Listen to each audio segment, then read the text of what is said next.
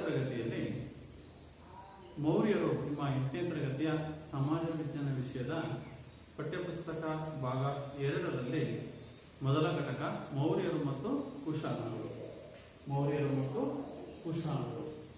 ಈ ಘಟಕದಲ್ಲಿ ಒಂದು ಕಳೆದ ತರಗತಿ ಕಲಿತಂತಹ ಕಲಿಕಾಂಶಗಳು ಅಂತಂದ್ರೆ ಮೌರ್ಯ ಸಾಮ್ರಾಜ್ಯದ ಸ್ಥಾಪಕ ಮತ್ತು ಮೌರ್ಯ ಸಾಮ್ರಾಜ್ಯದ ಇತಿಹಾಸವನ್ನ ತಿಳಿಯಲು ಬೇಕಾಗಿರುವಂತಹ ಆಕಾರಗಳು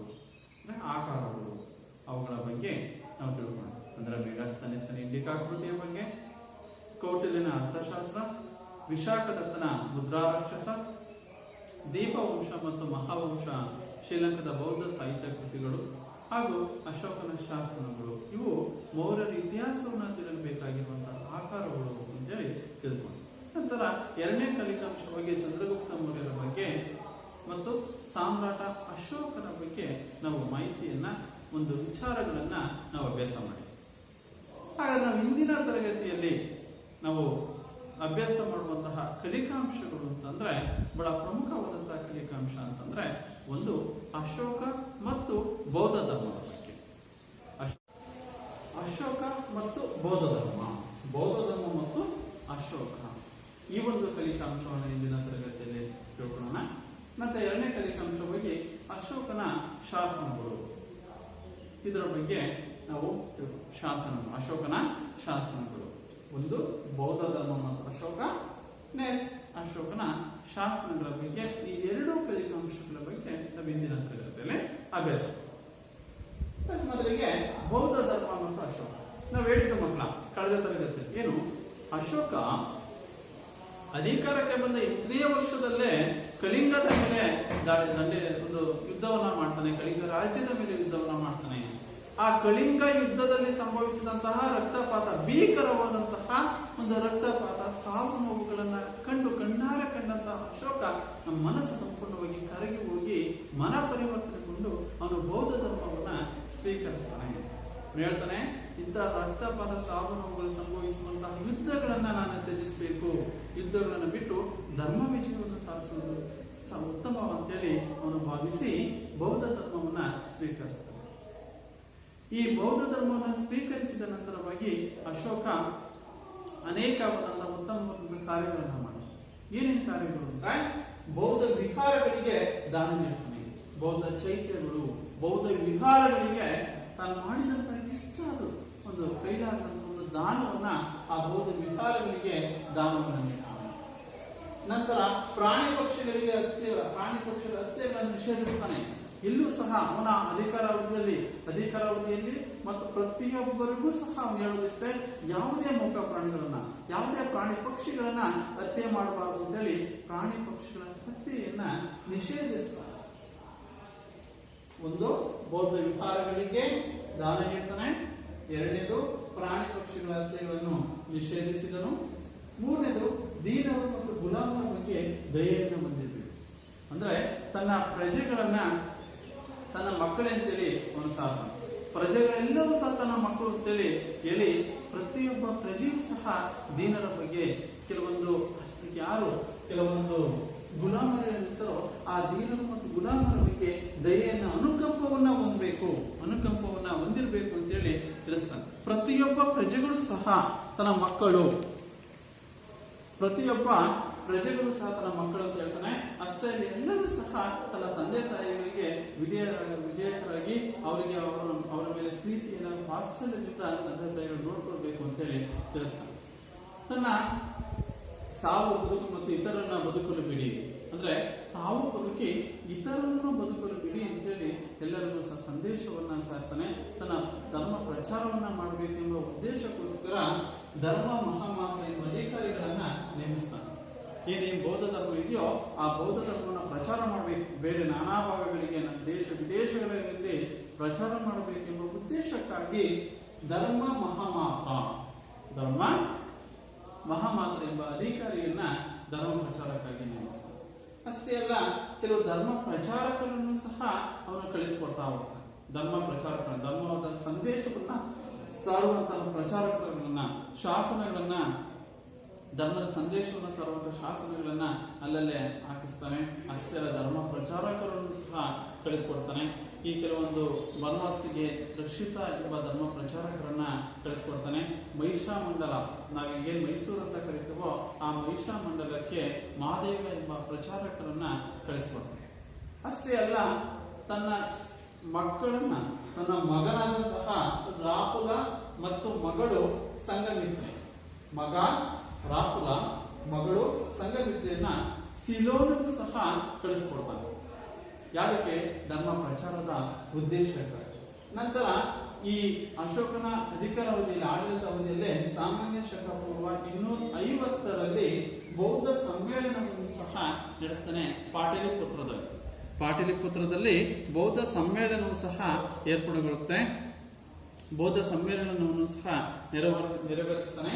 250ರಲ್ಲಿ ಬೌದ್ಧ ಸಮ್ಮೇಳನ ಎಲ್ಲಿ? ಪಾಟಲಿಪುತ್ರದಲ್ಲಿ.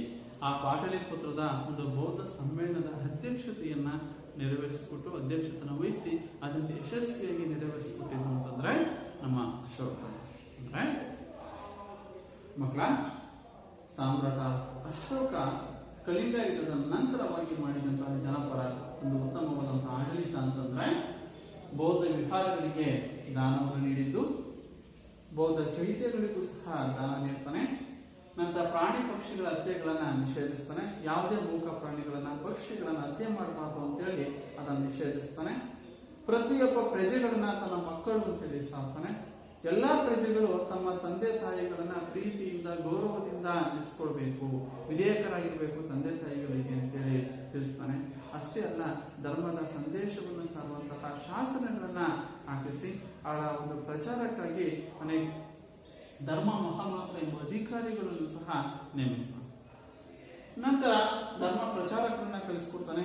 ಬನವಾಸಿಗೆ ರಕ್ಷಿತ ಮತ್ತು ನಮ್ಮ ಈಗಿನ ಮೈಸೂರಿಗೆ ಮಹಾದೇವ ಎಂಬ ಧರ್ಮ ಪ್ರಚಾರಕರನ್ನ ಕಳಿಸ್ಕೊಡ್ತಾನೆ.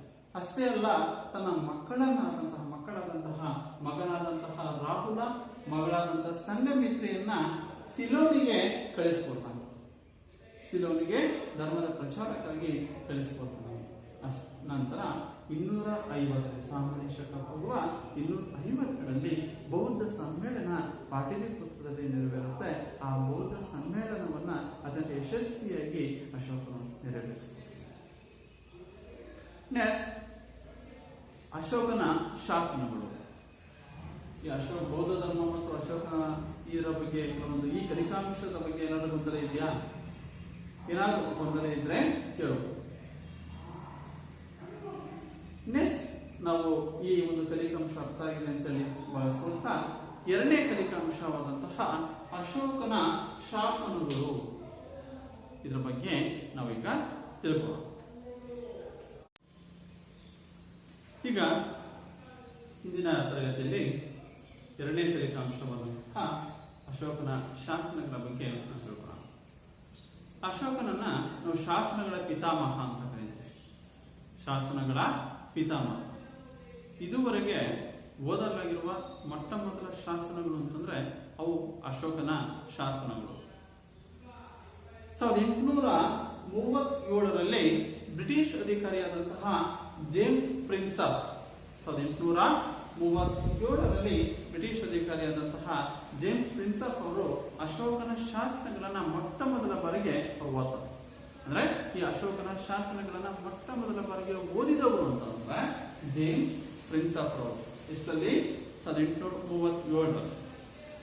ನಂತರ 1915ರವರೆಗೆ ಇವರ ಶಾಸನಗಳಲ್ಲಿ, ಅಶೋಕನ ಶಾಸನಗಳು ಏನೇನು ಎಲ್ಲ ಕಡೆ ದೊರಕ್ತವೋ ಆ ದೊರಕಿದಂತ ಎಲ್ಲಾ ಶಾಸನಗಳಲ್ಲೂ 1915ರವರೆಗೆ ದೇವನಾಂ ಪ್ರಿಯದರ್ಶಿಗಂ ಅಶೋಕ ಅಂತ ಕರೀತಾರೆ. ದೇವನಾಂ ಪ್ರಿಯದರ್ಶಿ ಅಶೋಕ, ಈ ಒಂದು ಹೆಸರು ಉಲ್ಲೇಖಿತವಾಗಿರುತ್ತೆ. ಎಲ್ಲಾ ಶಾಸನಗಳಲ್ಲಿಯೂ ಅವರ ಹೆಸರಿನ ಬದಲಾಗಿ ಅಶೋಕ ಎಂಬ ಹೆಸರಿನ ಬದಲಾಗಿ ದೇವನಾಂ ಪ್ರಿಯದರ್ಶಿ ಎಂಬ ಬಿರುದುಗಳು ಸಹ ಮಾತ್ರ ಕಾಣ್ತಾ ಇದೆ. ನಂತರ ಚಾರ್ಲ್ಸ್ ಬೇಡನ್, ಈ ಚಾರ್ಲ್ಸ್ ಬೇಡನ್ ಅವರು 1915ರಲ್ಲಿ ಕರ್ನಾಟಕದ ರಾಯಚೂರು ಜಿಲ್ಲೆಯ ಮಸ್ಕಿಯಲ್ಲಿ ಒಂದು ಶಾಸನವನ್ನ ಪತ್ತೆ ಹಚ್ಚುತ್ತಾರೆ. ಚಾರ್ಲ್ಸ್ ಬೇಡನ್ 1915ರಲ್ಲಿ ಮಸ್ಕಿಯಲ್ಲಿ, ಕರ್ನಾಟಕದ ರಾಯಚೂರು ಜಿಲ್ಲೆಯ ಸಿಂಧನೂರು ತಾಲೂಕಿನ ಮಸ್ಕಿ, ಆದ್ರೆ ಈಗ ಅಟ್ ಪ್ರೆಸೆಂಟ್ ಮಸ್ಕಿಯನ್ನು ಸಹ ತಾಲೂಕಿನಾಗಿ ಘೋಷಣೆ ಮಾಡಿದ್ದಾರೆ. ಈ ಮಸ್ಕಿಯಲ್ಲೂ ಸಹ ಅಶೋಕನ ಶಾಸನ ಪತ್ತೆಯಾಗುತ್ತೆ. ಅದನ್ನ ಪತ್ತೆ ಮಾಡೋದು ಅಂತಂದ್ರೆ ಚಾರ್ಲ್ಸ್ ಬೇಡನ್ 1915. ಈ ಶಾಸನದಲ್ಲಿ ಪ್ರಿಯದರ್ಶಿ ದೇವನ ಪ್ರಿಯದರ್ಶಿ ಅಶೋಕ್ ಅಂತ ಹೇಳಿ ಹೆಸರಿನಲ್ಲಿ ಉಲ್ಲೇಖವಾಗಿರುವುದನ್ನು ನಾವು ನೋಡಬಹುದಾಗಿದೆ. ಹೀಗೆ ಈ ಅಶೋಕನ ಶಾಸನಗಳು ಸಹ, ಈ ಅಶೋಕನ ಕಾಲದಲ್ಲಿದ್ದಂತಹ ಈ ಅಶೋಕನ ಶಾಸನಗಳು ಸಹ ನಮಗೆ ಅವರ ಆಡಳಿತದ ಬಗ್ಗೆ ಮತ್ತು ಅರ್ಥವ್ಯವಸ್ಥೆ ಬಗ್ಗೆ, ಸಾಮಾಜಿಕ ವ್ಯವಸ್ಥೆಯ ಬಗ್ಗೆ ಮಾಹಿತಿಯನ್ನ ತಿಳಿಸಿಕೊಡ್ತವೆ. ಅಶೋಕನ ಶಾಸನಗಳು ಸಹ ಕರ್ನಾಟಕದಲ್ಲಿ ರಾಯಚೂರು ಜಿಲ್ಲೆಯ ಮಸ್ಕಿಯಲ್ಲಿ ಅಶೋಕನ ಶಾಸನ ದೊರಕಿದೆ. ಅಷ್ಟೇ ಅಲ್ಲ, ಚಿತ್ರದುರ್ಗ ಜಿಲ್ಲೆಯಲ್ಲಿ ಬ್ರಹ್ಮಗಿರಿಯಲ್ಲೂ ಸಹ ಅಶೋಕನ ಶಿಲಾಶಾಸನಗಳು ಪತ್ತೆಯಾಗಿದೆ. ನೆಕ್ಸ್ಟ್ ಅಶೋಕರ ಒಂದು ಆಡಳಿತ, ಈ ಮೌರ್ಯ ಸಾಮ್ರಾಜ್ಯದ ಅರ್ಥವ್ಯವಸ್ಥೆ, ಸಾಮಾಜಿಕ ವ್ಯವಸ್ಥೆ ಮತ್ತು ಆಡಳಿತ ವ್ಯವಸ್ಥೆಯ ಬಗ್ಗೆ ನಾವು ತಿಳ್ಕೊಳ್ಳೋಣ. ಅಂದ್ರೆ ಈ ಅಶೋಕನ ಶಾಸನಗಳಲ್ಲಿ ಇದುವರೆಗೆ ದೊರೆತಿರುವಂತಹ ಶಾಸನಗಳಲ್ಲೇ ದೊರೆತಿರುವಂತಹ ಮೊಟ್ಟ ಮೊದಲ ಶಾಸನ ಅಂತೇಳಿ ಅಶೋಕನ ಶಾಸನಗಳನ್ನ ಕರಿತೀವಿ. ಅದರಿಂದ ಅಶೋಕನನ್ನ ಶಾಸನಗಳ ಪಿತಾಮಹ ಅಂತ ಕರೀತಾರೆ. 1837ರಲ್ಲಿ ಬ್ರಿಟಿಷ್ ಅಧಿಕಾರಿಯಾದಂತಹ ಜೇಮ್ಸ್ ಪ್ರಿನ್ಸಪ್ ರವರು ಈ ಅಶೋಕನ ಶಾಸನಗಳನ್ನ ಮೊಟ್ಟ ಮೊದಲ ಬಾರಿಗೆ ಓದಿದರು. ನಂತರ 1915ರವರೆಗೂ ಸಹ ಈ ದೊರೆತಿರುವಂತಹ ಅಶೋಕನ ಶಾಸನಗಳಲ್ಲಿ ಹೆಸರಿನ ಬದಲಿಗೆ ದೇವನ ಪ್ರಿಯದರ್ಶಿ ಎಂಬ ಹೆಸರು ಉಲ್ಲೇಖಿತವಾಗಿದೆ. ನಂತರ ಚಾರ್ಲ್ಸ್ ಬೇಡನ್ ಅವರು 1915ರಲ್ಲಿ ಕರ್ನಾಟಕದ ರಾಯಚೂರು ಜಿಲ್ಲೆಯ ಮಸ್ಕಿಯಲ್ಲಿ ಒಂದು ಶಾಸನವನ್ನ ಪತ್ತೆ ಹಚ್ಚುತ್ತಾರೆ. ಆ ಶಾಸನದಲ್ಲಿ ದೇವನ ಪ್ರಿಯದರ್ಶಿ ಅಶೋಕ್ ಅಂತೇಳಿ ಹೆಸರು ಉಲ್ಲೇಖಿತವಾಗಿರುವುದನ್ನ ನಾವು ನೋಡಬಹುದಾಗಿದೆ. ಅದರಿಂದ ಮಕ್ಕಳ ಈ ಅಶೋಕನ ಹೊರಡಿಸುವಂತಹ ಈ ಶಾಸನಗಳು ಏನದವು, ಆ ಶಾಸನಗಳು ಸಹ ನಮಗೆ ಮಾಹಿತಿಯನ್ನ ಮತ್ತೆ ಈ ಒಂದು ಅವರ ಆಡಳಿತದ ಬಗ್ಗೆ ಮಾಹಿತಿಯನ್ನು ತಿಳಿಸಿಕೊಡುವಂತಹ ಬಹಳ ಪ್ರಮುಖವಾದಂತಹ ಆಕಾರ ಆಗಿದೆ ಅಂತೇಳಿ ನಾವು ಹೇಳ್ಬೋದು.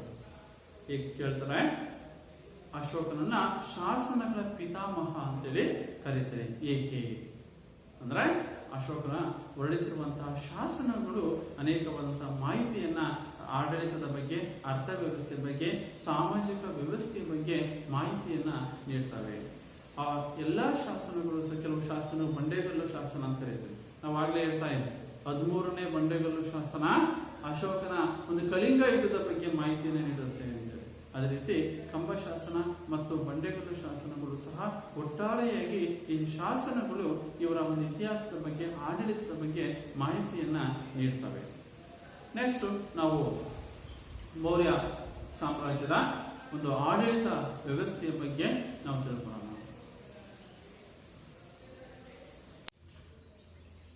ಮೌರ್ಯ ಸಾಮ್ರಾಜ್ಯದ ಒಂದು ರಾಜಕೀಯ ಇತಿಹಾಸದ ಬಗ್ಗೆ ನಾವು ತಿಳ್ಕೊಂಡು, ಚಂದ್ರಗುಪ್ತ ಮೌರ್ಯ, ನಂತರ ಬಿಂದುಸಾರ, ನಂತರ ಅಶೋಕ, ಸಾಮ್ರಾಟ ಅಶೋಕನ ಒಂದು ಕಳಿಂಗ ಯುದ್ಧದ ಬಗ್ಗೆ, ನಂತರ ಅಶೋಕ ಮತ್ತು ಬೌದ್ಧ ಧರ್ಮದ ಬಗ್ಗೆ, ಅಶೋಕನ ಶಾಸನಗಳ ಬಗ್ಗೆ ನಾವು ವಿಸ್ತಾರವಾದಂತಹ ಒಂದು ಮಾಹಿತಿಯನ್ನ ನಾವು ತಿಳ್ಕೊಳ್ಳೋಣ.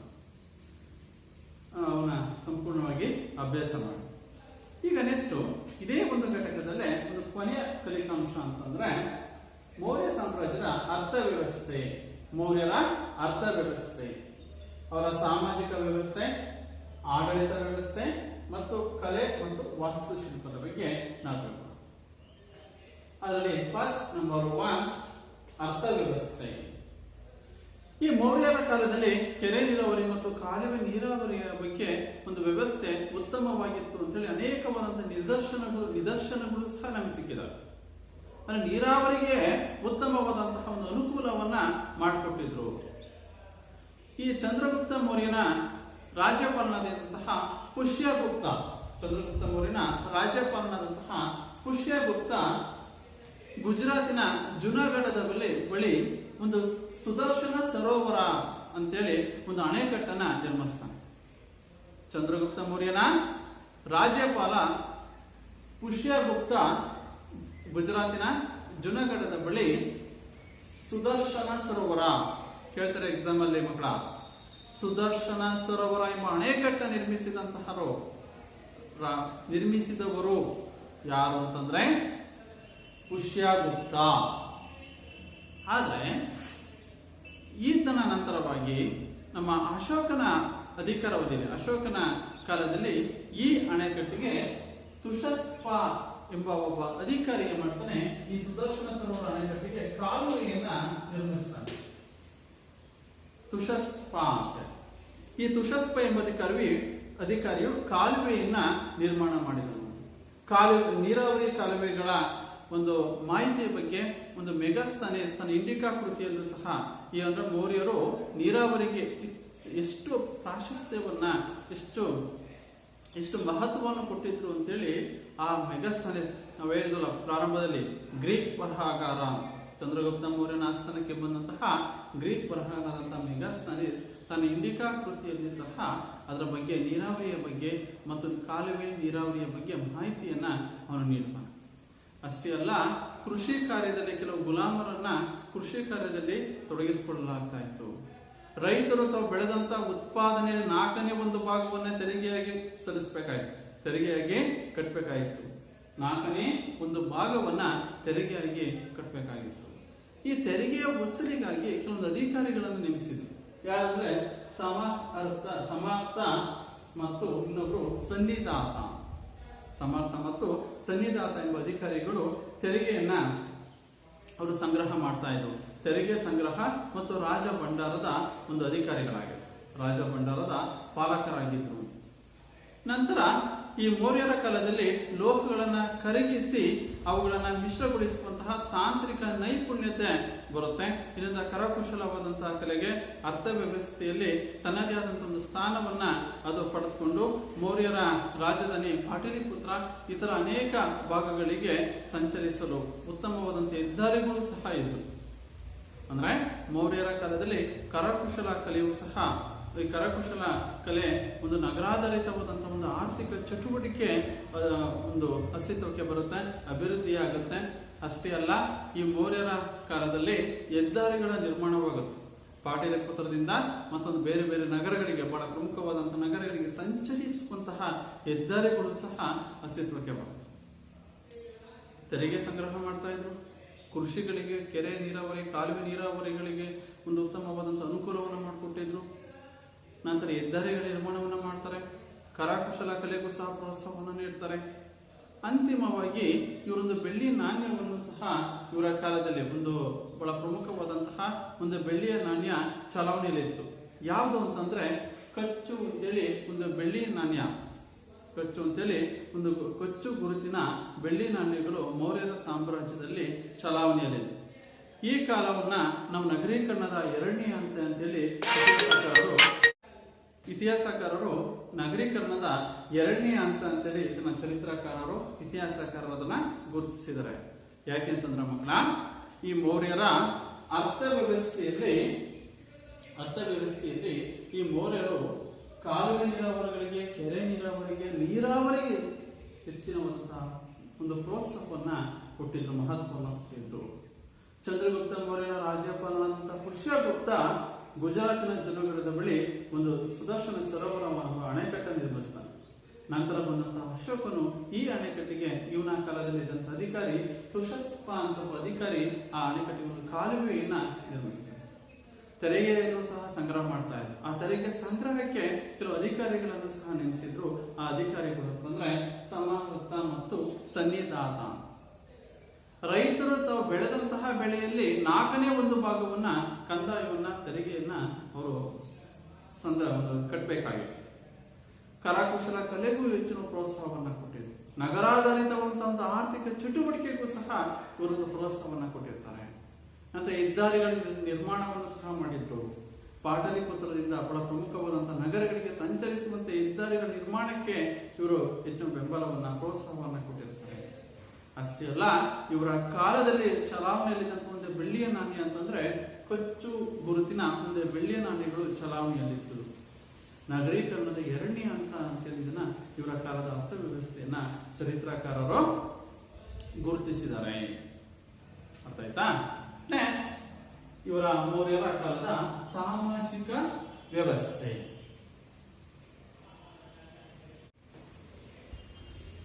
ವಿದ್ಯಾರ್ಥಿಗಳೇ, ನಾವು ಅರ್ಥವ್ಯವಸ್ಥೆಯ ಬಗ್ಗೆ, ಮೌರ್ಯರ ಕಾಲದ ಅರ್ಥವ್ಯವಸ್ಥೆ ಬಗ್ಗೆ ತಿಳ್ಕೊಂಡು ಈಗ ಸಾಮಾಜಿಕ ವ್ಯವಸ್ಥೆಯ ಬಗ್ಗೆ, ಅಂದ್ರೆ ಈ ಒಂದು ವೈದಿಕ ಕಾಲದಲ್ಲಿ ಆರಂಭವಾಗಿದ್ದಂತಹ ವರ್ಗಾಧಾರಿತ ಅಥವಾ ಒಂದು ವರ್ಗಾಧಾರಿತ ವಿಭಜನೆಯ ತಳದಿಯ ಮೇಲೆಯೇ ಈ ಸಾಮಾಜಿಕ ವ್ಯವಸ್ಥೆ ರೂಪುಗಳು.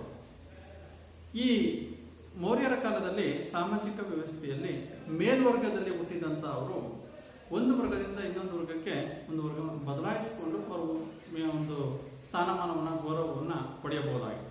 ಅಂದ್ರೆ ಈ ಬ್ರಾಹ್ಮಣ ಒಂದು 4 ರೀತಿಯಾದಂತಹ ಈ ವರ್ಗಗಳು ಅಂತ ಏನ್ ಕರಿತೀವೋ, ಸಮಾಜದಲ್ಲಿದ್ದಂತಹ ಮೌರ್ಯರ ಕಾಲದ ಸಮಾಜದಲ್ಲಿದ್ದಂತಹ ವರ್ಗಗಳು ಬ್ರಾಹ್ಮಣರು, ಕ್ಷತ್ರಿಯರು, ವೈಶ್ಯರು ಮತ್ತು ಶೂದ್ರರು. ಈ 4 ವರ್ಗಗಳಲ್ಲಿ ಮೊದಲ 2 ವರ್ಗಗಳಾದಂತಹ ಬ್ರಾಹ್ಮಣರು ಮತ್ತು ಕ್ಷತ್ರಿಯರು ತಮ್ಮ ತಮ್ಮ ವರ್ಗಗಳನ್ನ ಅವರು ಬದಲಾಯಿಸಿಕೊಂಡು ತಮ್ಮ ಸ್ಥಾನಮಾನಗಳನ್ನ, ಗೌರವವನ್ನ ಪಡೆಯಬಹುದಾಯಿತು. ಆದ್ರೆ ಕೊನೆಯ ವರ್ಗವಾದಂತಹ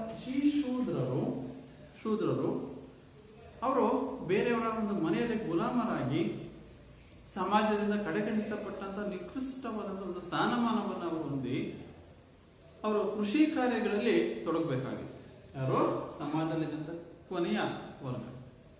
ಆದ್ರೆ ಈ ಮೆಗಾಸ್ತನಿಸ್ ಒಬ್ಬ ಗ್ರೀಕ್ ಬರಹಗಾರ ತನ್ನ ಇಂಡಿಕಾ ಕೃತಿಯಲ್ಲಿ ಮೌರ್ಯರ ಕಾಲದ ಒಂದು ಸಮಾಜದಲ್ಲಿ 7 ಜಾತಿಗಳಿದ್ದು ಅಂತೇಳಿ ಅವನು ಉಲ್ಲೇಖನವನ್ನ ಮಾಡಿದ್ದಾರೆ. ಮೆಗಾಸ್ತನಿಸ್ ಒಬ್ಬ ಗ್ರೀಕ್ ಬರಹಗಾರ ಏನ್ ಮಾಡಿದ್ದಾರೆ, ತನ್ನ ಇಂಡಿಕಾ ಕೃತಿಯಲ್ಲಿ ಮೌರ್ಯರ ಕಾಲದ ಸಾಮಾಜಿಕ ವ್ಯವಸ್ಥೆಯಲ್ಲಿ 7 ಜಾತಿಗಳಿದ್ದು ಅವರ ಕಾಲದಲ್ಲಿ ಅಂತ ಉಲ್ಲೇಖಿಸಿದ್ದಾರೆ.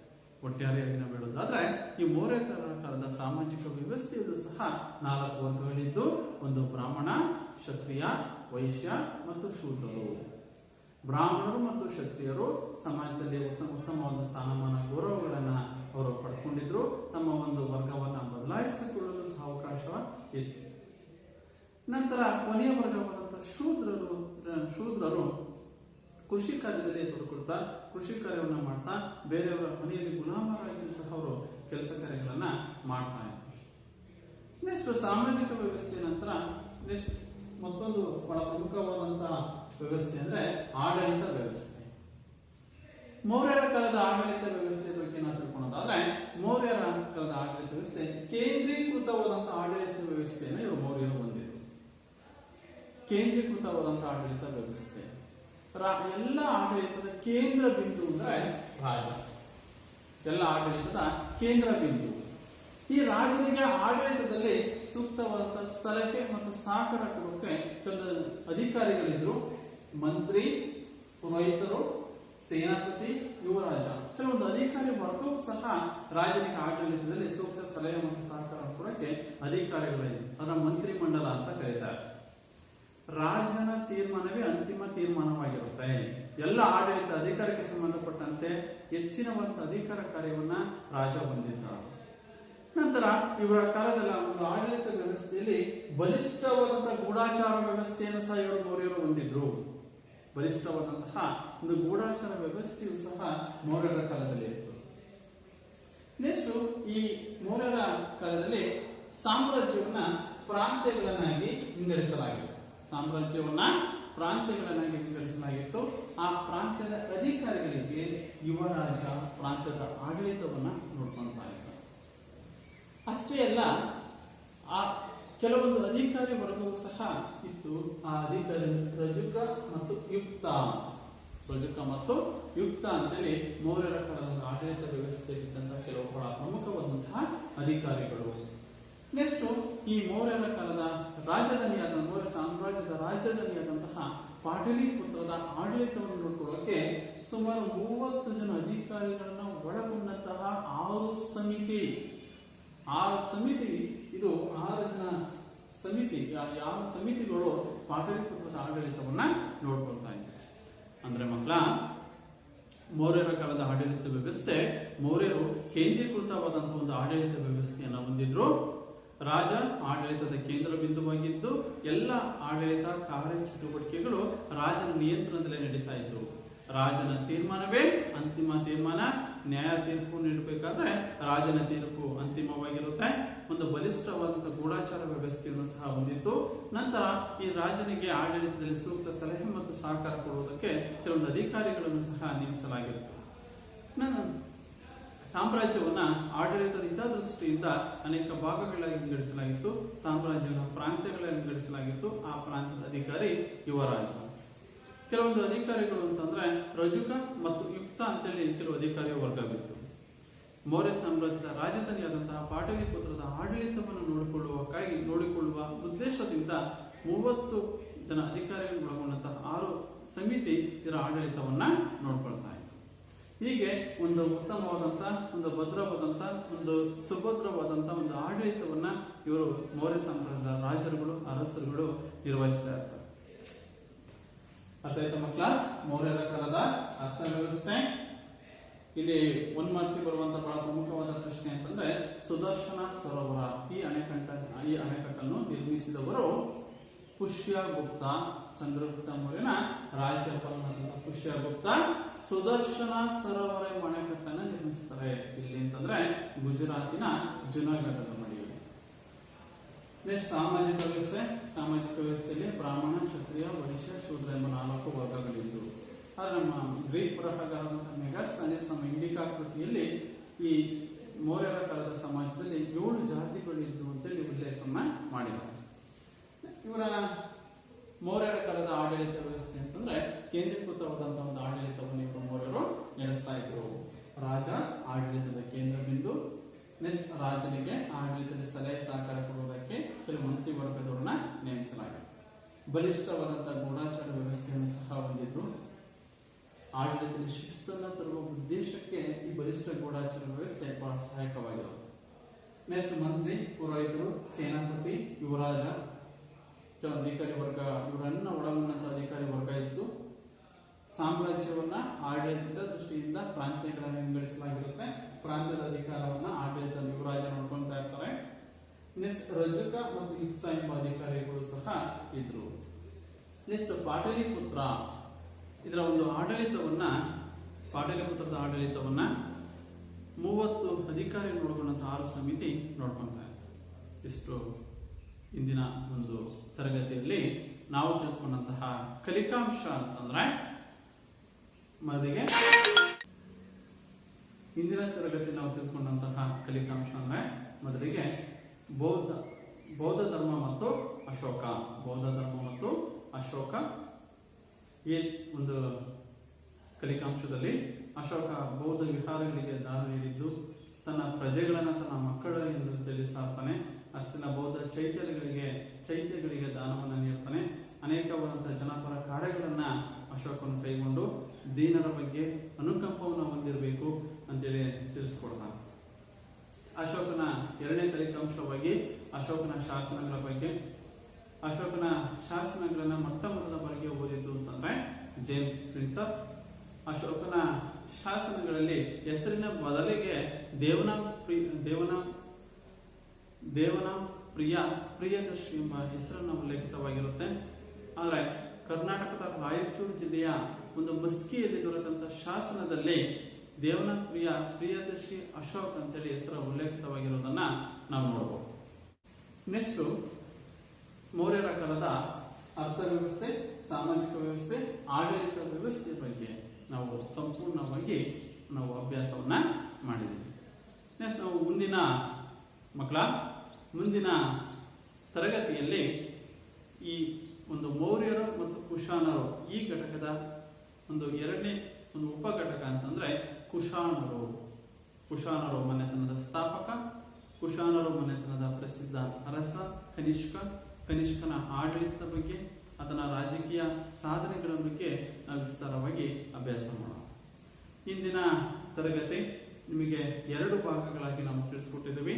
ಮೊದಲನೇ ಭಾಗವಾಗಿ ಮೌರ್ಯ ಸಾಮ್ರಾಜ್ಯದ ಸ್ಥಾಪನೆ ಹಿನ್ನೆಲೆ ಮತ್ತು ಮೌರ್ಯ ಒಂದು ಸಾಮ್ರಾಜ್ಯ ಮತ್ತು ರಾಜ ಮನೆತನ ಅಂದ್ರೆ ಏನು, ಮನೆತನಗಳು ನಡುವಿರುವಂತಹ ಒಂದು ವ್ಯತ್ಯಾಸ, ಮೌರ್ಯ ಸಾಮ್ರಾಜ್ಯದ ಸ್ಥಾಪಕರು ಚಂದ್ರಗುಪ್ತ ಮೌರ್ಯ, ಚಂದ್ರಗುಪ್ತ ಮೌರ್ಯ ನಂತರ ಬಿಂದುಸಾರ ನಂತರ ಅಶೋಕನ ಒಂದು ರಾಜಕೀಯ ಸಾಧನೆಗಳ ಬಗ್ಗೆ ಮತ್ತು ಆಳ್ವಿಕೆಯ ಬಗ್ಗೆ, ಕಳಿಂಗ ಯುದ್ಧದ ಬಗ್ಗೆ, ನಂತರ ಇದು ಒಂದು ಭಾಗದಲ್ಲಿ ತಿಳಿಸಿಕೊಟ್ಟು ಎರಡನೇ ಭಾಗದಲ್ಲಿ ಇಂದಿನ ತರಗತಿಯಲ್ಲಿ ಎರಡನೇ ಭಾಗವಾಗಿ ಅಶೋಕನ ಬೌದ್ಧ ಧರ್ಮ ಮತ್ತು ಅಶೋಕನ ಶಾಸನಗಳು, ಮೌರ್ಯರ ಆಡಳಿತ ವ್ಯವಸ್ಥೆ, ಅರ್ಥ ವ್ಯವಸ್ಥೆ ಮತ್ತು ಸಾಮಾಜಿಕ ವ್ಯವಸ್ಥೆ, ಹೀಗೆ ಈ ವಿಚಾರಗಳನ್ನ ಎರಡು ಭಾಗಗಳಾಗಿ ನಾವು ಇಂದಿನ ತರಗತಿಯಲ್ಲಿ ತಿಳಿಸ್ಕೊಟ್ಟಿದ್ದೀವಿ.